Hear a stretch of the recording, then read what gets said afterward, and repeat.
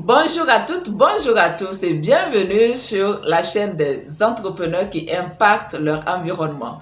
Mon nom c'est Solim, je suis entrepreneur agricole et passionné du monde rural. Aujourd'hui, je vais partager avec vous 10 mensonges sur l'entrepreneuriat que j'aurais aimé qu'on me dise avant de me lancer. Je suis particulièrement contente d'enregistrer cette vidéo parce que lorsque je préparais même le sujet, je ne faisais que rire.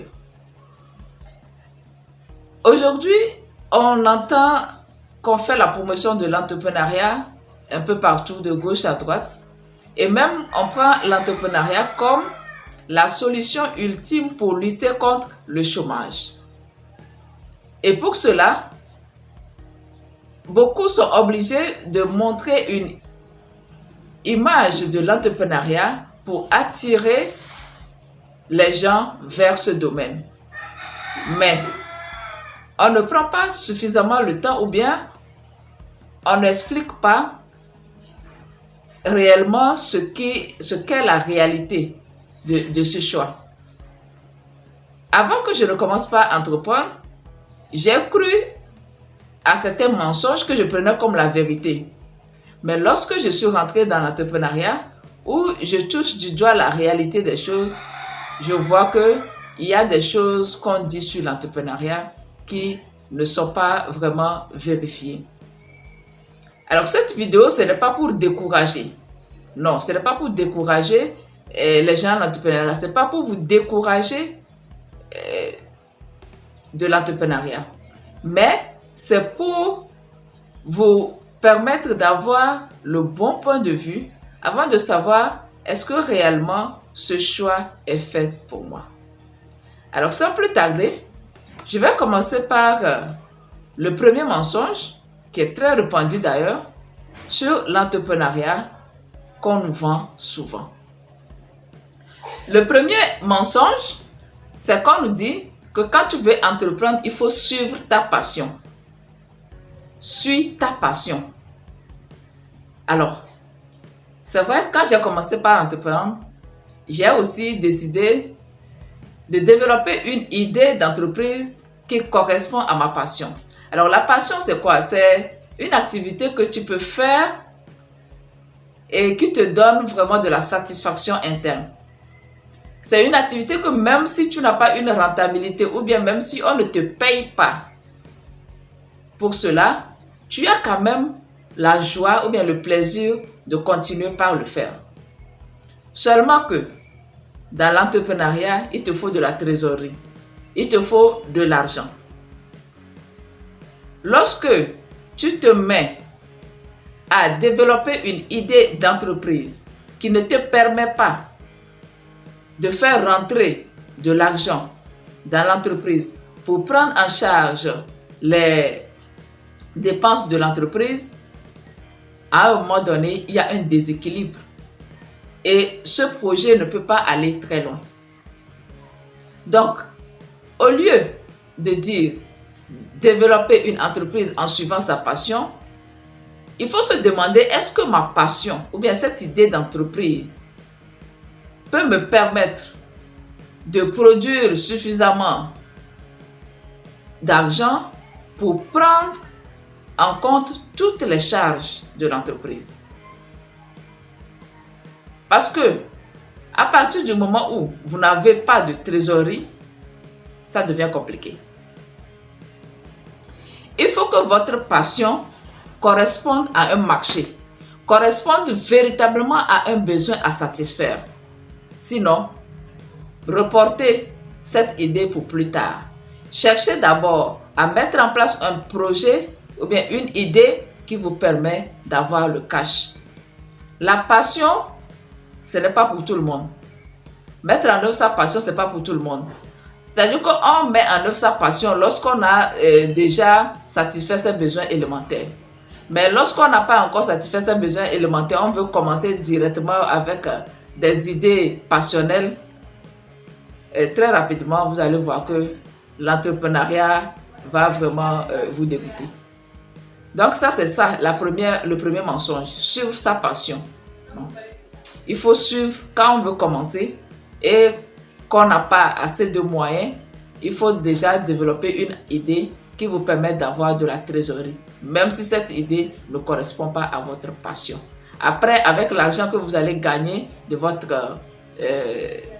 cette première activité, vous pouvez maintenant investir dans votre idée de passion. Et là, vous savez que vous avez tout le temps, vous pouvez attendre tout le temps qu'il faut pour pouvoir avoir les résultats. Le second mensonge, c'est de se dire que je veux entreprendre pour pouvoir maîtriser mon emploi du temps.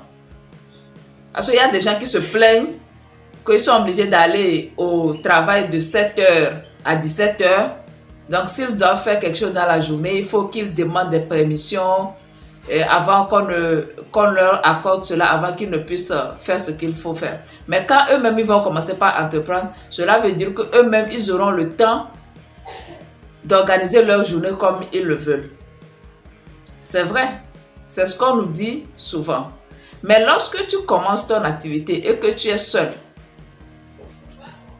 tu es obligé de travailler 2 fois, même 3 fois plus qu'un employé. Tu n'as pas d'horaire.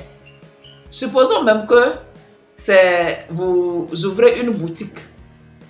Vous êtes obligé de rester dans la boutique peut-être de 6h à 18h. Je me rappelle même que à Lomé, j'allais acheter dans une boutique. C'était une boutique d'une dame. Mais la boutique restait ouverte jusqu'à 21h. Mais ce que j'ai remarqué, c'est que cette dame a un enfant de bas âge. Et elle venait dans la boutique avec la nounou. À 21h ou bien à 20h, quand je suis dans cette boutique, je vois cette femme-là, toujours avec son enfant de bas âge, à l'heure là, en train de vendre dans la boutique. Un jour, j'ai posé la question de savoir pourquoi il restait aussi tard. Elle me dit que, en réalité, dans la journée, les gens n'achètent pas. Et il n'y a pas d'affluence. Mais de 18h à 21h, les gens reviennent du service. C'est-à-dire que ceux qui ont le pouvoir d'achat, c'est en ce moment qu'ils rentrent du service. Et ils arrivent à faire des escales et acheter. Donc, entre 18h et 21h, c'est le moment où elle fait le plus de chiffres. C'est pour cela qu'elle ne peut pas rentrer. Vous voyez? Donc, cela ne veut pas dire que quand on entreprend, on peut avoir le temps comme on veut, non. L'entrepreneur est obligé de se courber maintenant à l'emploi du temps ou bien à la disponibilité de ses clients, même de ses fournisseurs. Vous voyez, non? Donc, quand on commence, réellement, l'entrepreneur n'a pas le temps, mais ne maîtrise pas forcément son travail. C'est avec le temps, quand il va mettre en place un système des employés qui peuvent travailler sans sa présence, c'est à partir de ce moment que l'entrepreneur peut dire qu'il maîtrise son temps. Mais au début, ce n'est pas évident. Donc ça, c'est aussi un autre mensonge. Un troisième mensonge sur l'entrepreneuriat, c'est que généralement, quand on veut entreprendre, on se dit « Moi, je vais entreprendre pour changer le monde. » N'est-ce pas? Parce qu'on se dit souvent, bon, moi, mon idée, personne n'a encore mis ça en place. Je vais commencer avec une idée innovante. Une idée que personne n'a jamais mis en place. Et c'est moi qui viens avec cette idée-là. Ou bien des fois, on se dit, bon, là où je suis, mon employeur ne me paie pas bien. Donc, moi-même, je vais aller créer une entreprise et je vais produire des chiffres. Et moi, mes employés, je vais bien les traiter. Peut-être que l'entreprise dans laquelle tu es en train de quitter, au moins, on vous paye chaque fin du mois. Mais c'est que peut-être l'argent n'est pas assez conséquent. Tu risques de te retrouver dans une entreprise ou bien dans ton entreprise où tu n'arrives même pas à payer les gens chaque mois. Donc, quand on commence par entreprendre, il faut aller modestement. Il faut peut-être commencer avec une idée qui marche déjà et après on innove. Le fait de vouloir carrément commencer avec une idée innovante qui n'est jamais mise en œuvre par quelqu'un d'autre, mais qui est seulement le fruit de notre imagination, peut peut-être se révéler catastrophique pour nous. Le quatrième mensonge, c'est qu'on veut entreprendre, ou bien l'entrepreneuriat permet de vivre la vie de ses rêves. les réseaux sociaux ne nous facilitent pas la tâche. Vous allez voir des entrepreneurs qui prennent des photos dans des endroits luxueux, dans des restaurants de marque, qui voyagent en première classe à travers le monde. Ça donne envie. Parce que généralement, c'est les entrepreneurs qui ont ce train de vie. Quand on voit les employés, c'est rarement qu'on peut voir un employé mener ce train de vie-là. Moi, personnellement, je vais vous dire que voyager à travers le monde, c'était quelque chose qui me plaisait vraiment. Je voulais voyager un peu partout. Donc, quand je voyais des entrepreneurs voyager, je me disais, oui, je vais aussi entreprendre pour pouvoir avoir l'occasion ou bien gagner suffisamment de l'argent pour pouvoir aussi voyager autour du monde. Mais quand je suis rentrée dans l'entrepreneuriat et je vois vraiment la réalité des choses, effectivement, on voit des entrepreneurs voyager. Mais la plupart du temps, ce n'est pas avec l'argent de leur entreprise. C'est l'argent des projets, c'est certains projets qui leur payent le billet, qui leur payent les hôtels, où ils prennent les photos. Non, il faut qu'on se dise la vérité. Il faut être dedans pour pouvoir comprendre. Et ce qui est un peu marquant, c'est que quand des fois tu discutes avec ces entrepreneurs, ils te disent quoi? Moi, je vais travailler durement mon argent et pouvoir mener ce train de vie-là. Non, si le projet ne paye pas, moi, je ne peux jamais faire cela. Donc, quand on est à l'extérieur, on se dit que non, que c'est l'entreprise qui est en train, c'est l'entreprise de cette personne qui est en train de produire assez de chiffres pour lui permettre de vivre ce train de vie. Mais en réalité, c'est des sponsors qui sont derrière. Mais qui peut te garantir que quand tu commences l'entrepreneuriat ou bien quand tu crées ton entreprise, tu auras l'occasion aussi de bénéficier de ces sponsors ou de ces projets-là. Ce n'est pas vérifié ou bien ce n'est pas garanti pour tout le monde. Donc, généralement, ce qu'on voit, bien ce train de vie des entrepreneurs qu'on voit, ce n'est pas réellement leur entreprise qui produit ce type de chiffres pour leur permettre de vivre ce train de vie-là. Le cinquième mensonge, ça c'est un proverbe. C'est un proverbe qui dit que la terre ne trompe jamais. C'est particulièrement pour ceux qui sont dans l'agriculture.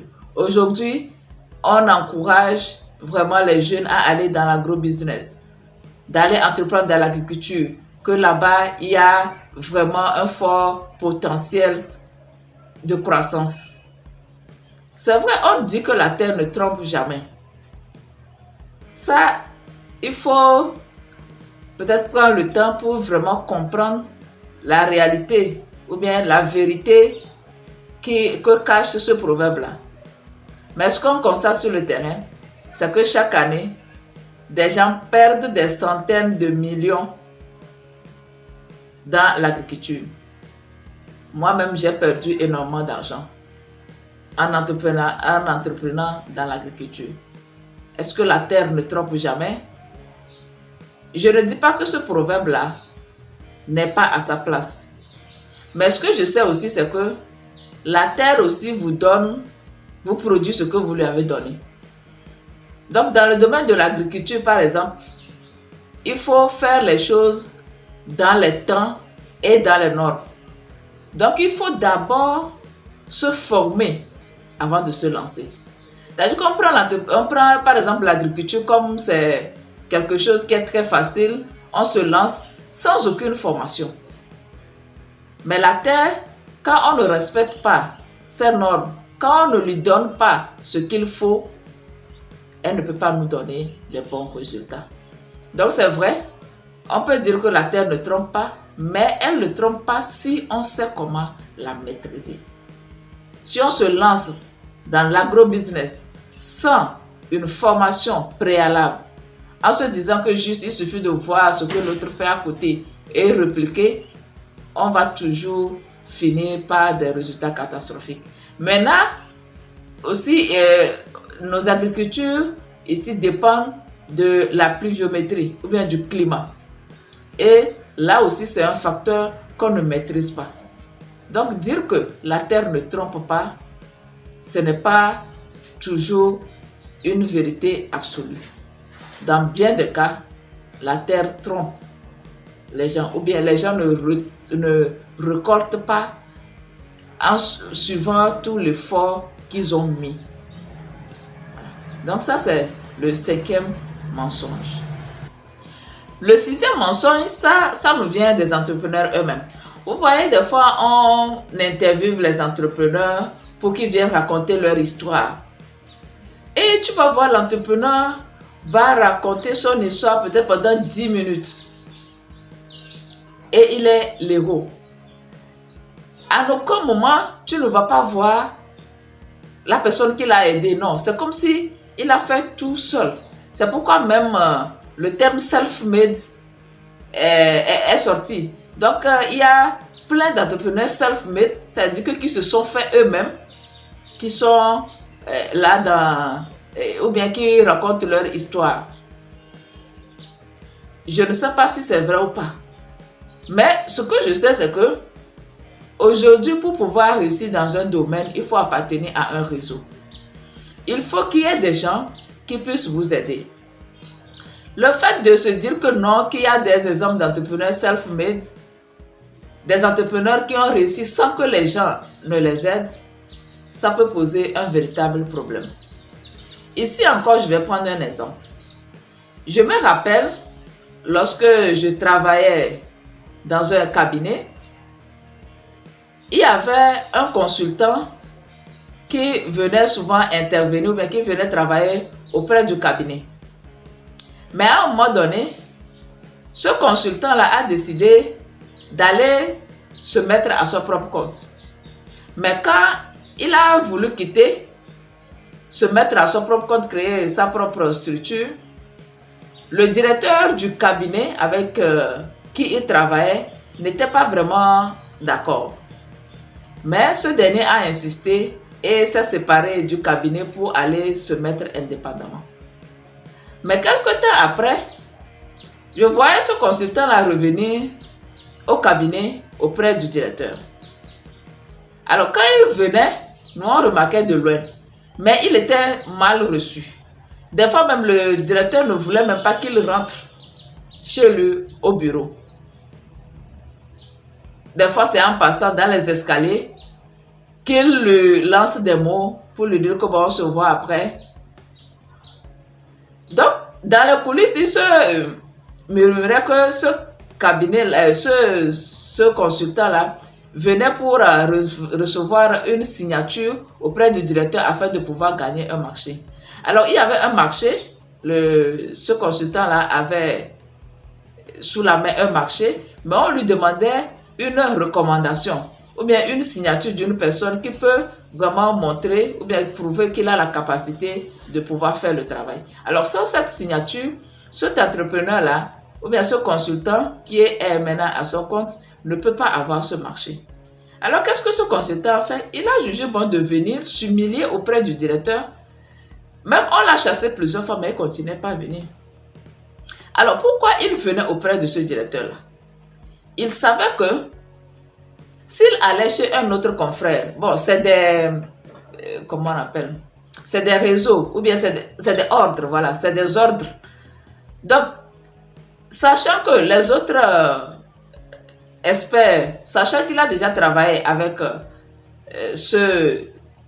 leur confrère, si il allait ailleurs que ce confrère-là pour demander une signature, les autres experts allaient demander à leurs collègues si tout se passait bien entre eux. Donc, il risquait, si celui avec qui il avait travaillé faisait un mauvais témoignage, il n'allait pas recevoir la signature.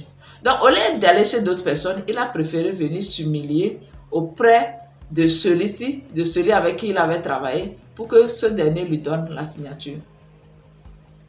C'est vrai qu'il pouvait dire, ok, je suis venu une fois, 2 fois, il ne m'a pas donné la signature, il se prend pour qui? Bon, il y a des gens qui sont self-made, ils réussissent eux-mêmes, même s'ils ne me donnent pas la signature, j'aurai une autre occasion, mais non. Notre consultant a continué par supplier et à un moment donné, on lui a donné sa signature, il est parti gagner son marché et il a exécuté. Donc, des fois quand on est dans certains domaines, on est nouveau, il faut aller s'humilier auprès de ceux qui sont là, des devanciers, pour qu'on vous ouvre la porte. Mais si vous dites non, je ne vais pas aller, je peux devenir self-made, je peux m'en sortir toute seule. Aujourd'hui, ce que moi je sais, c'est que personne ne réussit seul.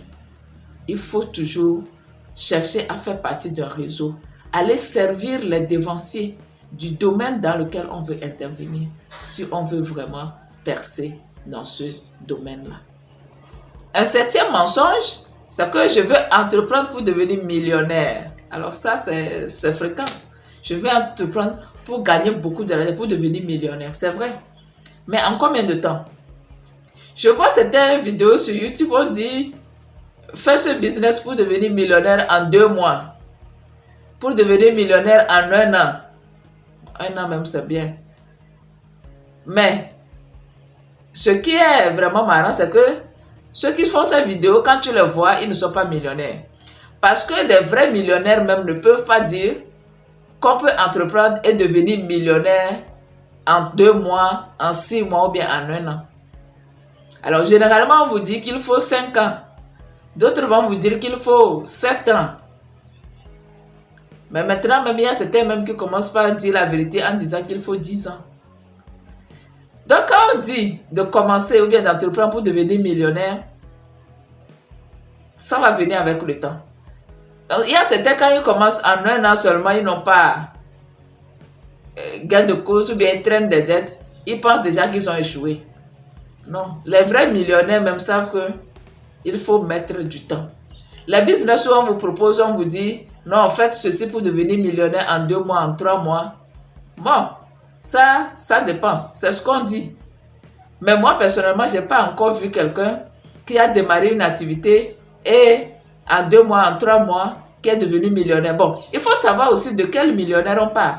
Faire des chiffres en millions ou bien devenir millionnaire, c'est 2 choses différentes. C'est vrai que pour pouvoir, si c'est pour faire les chiffres d'affaires, on peut faire des chiffres d'affaires en millions en 1 mois ou bien en 2 mois. Mais est-ce que cela signifie qu'on est devenu millionnaire? Voilà. On ne devient pas millionnaire du jour au lendemain. Il faut tout un processus. Donc, dire qu'on entreprend pour devenir millionnaire au bout de 3 mois, au bout de 6 mois, au bout de 1 an, ça aussi c'est un mensonge qu'on nous vend. Il y a certains aussi qui créent leur entreprise seulement parce que on leur a garanti ou bien on leur a rassuré qu'on va leur donner un marché public. Tu vas voir, on lance un marché public, une offre, et rapidement la personne voit l'offre là et va créer son entreprise pour pouvoir bénéficier de ce marché public là. Ou bien il y a des fonds pour la promotion de l'entrepreneuriat, et par exemple qui est disponible pour l'agriculture, et quand bien même toi-même tu n'es pas intéressé par le domaine, tu te dis ok, je vais juste créer mon entreprise pour bénéficier de ce fonds là, et bon, après on verra. Donc ce n'est pas parce que on veut réellement entreprendre, mais c'est pour pouvoir bénéficier des fonds d'appui à l'entrepreneuriat ou des marchés publics. Encore là, c'est vraiment un piège ou bien un mensonge. Les fonds des projets, je ne vais pas encore vous le refaire. J'ai fait des vidéos au début pour vous dire la réalité qui est derrière ces fonds-là. Et même les marchés publics, si on vous dit comment c'est la réalité aussi qui est derrière ces marchés publics-là, même si on vous dit d'aller prendre un marché public, vous allez penser à 2 fois. Je me rappelle, j'ai gagné une offre et j'ai exécuté un marché public. Mais le jour-là, quand j'ai fini même d'exécuter ce marché-là, et jusqu'à ce que j'ai mon paiement, je me suis dit que plus jamais, si on lance une offre là, je ne vais plus me présenter. Oui, parce que c'est un parcours vraiment qui n'est pas aisé. Voilà. Donc, se dire que non, je vais bénéficier de l'argent des projets, je vais bénéficier des marchés publics, c'est pour cela que je vais entreprendre. des fois aussi, ce n'est pas forcément une bonne idée. Il faut entreprendre parce qu'on a une idée qui a un marché et qui peut nous permettre de vendre nos choses aisément et de pouvoir avoir de la trésorerie. Donc, il ne faut pas créer une entreprise en comptant sur les fonds d'appui et les marchés publics. Du moins pour le début, pour les débutants. C'est ça pour les débutants. Mais lorsqu'on atteint une certaine taille, oui, on peut recevoir des appuis, on peut aller postuler à des appels des marchés publics parce qu'on a une assise qui est déjà solide. Mais si on n'a pas d'assise, ce ne sont pas de bonnes idées. Un 9e mensonge consiste à se dire qu'il faut le bon produit. Il faut mettre en place le bon produit et ça suffit, ça va se vendre tout seul. On voit comment nous les entrepreneurs, on se bat pour pouvoir sortir un produit nickel, un produit vraiment qui n'a pas de défaut. Mais même si on a un très bon produit et qu'on ne sait pas vendre, qu'on ne sait pas, ou bien qu'on n'investit pas dans le marketing, franchement, ça ne sert à rien. Moi, je dis aujourd'hui que la première compétence d'un entrepreneur, c'est de savoir vendre. Voilà. Après tout, on peut améliorer la qualité de notre produit. Mais ne pas tout investir pour mettre un produit à une qualité très supérieure tout en négligeant le marketing. La qualité du produit seul ne suffit pas pour faire vendre le produit. Non. Peut-être que ça se faisait avant, mais maintenant, c'est le produit qui fait le plus de tapage ou bien qui a le plus de visibilité qui est le mieux vendu. C'est ça. Donc, la qualité du produit seul ne suffit plus. Ça, c'est encore c'est le 9e mensonge. Le 10e mensonge, le dernier que je vais aborder dans cette vidéo, c'est qu'on nous montre des vidéos d'entrepreneurs qui sont très contents, qui sont entourés, qui sont bien avec leur famille et tout. Mais on ne nous dit pas que entreprendre des fois va te demander de vivre la solitude. Entreprendre des fois va te demander de te séparer de bon nombre de personnes, de se séparer même de la majorité de son entourage. Voilà, la solitude. Entreprendre peut conduire une personne à vivre la solitude. Ce n'est pas toujours ce qu'on voit, des gens très épanouis, très contents, qui sont entourés, non. Donc, voilà le dernier point que j'ai voulu partager avec vous. 10 mensonges. Bon, ce n'est pas des vérités absolues, c'est des choses que moi j'ai eu à remarquer dans mon parcours. Et il y en a encore d'autres. Mais j'ai voulu partager avec vous seulement ces 10 mensonges-là que généralement on nous vend sur l'entrepreneuriat. Alors, dites-moi dans les commentaires si vous êtes d'accord avec moi. Si vous avez d'autres idées, je suis prête à les recevoir pour améliorer aussi mes connaissances. Alors, je vous dis à très bientôt pour une nouvelle vidéo. Et je vous remercie pour vos abonnements. Je vois la chaîne grandir, pour vos abonnements, pour vos temps de visionnage. Et je vous donne rendez-vous très prochainement pour une nouvelle vidéo. Je pense que la vidéo va porter sur comment planifier notre année 2024 qui commence dans quelques jours, pour ne pas dire dans quelques heures. Au revoir et à la prochaine. Bye bye.